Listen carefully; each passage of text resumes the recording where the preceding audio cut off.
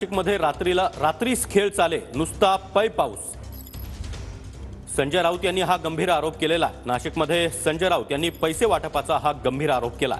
2 तासांच्या दौऱ्यासाठी इतक्या जड बॅगा पोलीस का वाहत आहेत असा गंभीर आरोप जो आहे तो राऊत यांनी केलेला। नाशिकमध्ये रात्रीच खेळ चाले, नुसता पै पाऊस अशा शब्दात संजय राऊत यांनी टीका केलेली आहे। संजय राऊत यांनी हा व्हिडिओ ट्विट केलेला आहे। मुख्यमंत्री एकनाथ शिंदे यांचा हा व्हिडिओ आहे आणि याच व्हिडिओच्या माध्यमातून त्यांनी प्रश्न केला की 2 तासांच्या दौऱ्यासाठी इतक्या जड बॅगा पोलीस का वाहतायत। एकीकडे आपण पाहतो की एकनाथ शिंदे हे हेलिकॉप्टरमधून उतरताना, तर दुसरीकडे त्यांच्यासोबत असलेले जे पोलीस कर्मचारी आहेत त्यांच्या जवळ ज्या बॅगा आहेत त्या बॅगांवरूनच संजय राऊतांनी हा सवाल केला।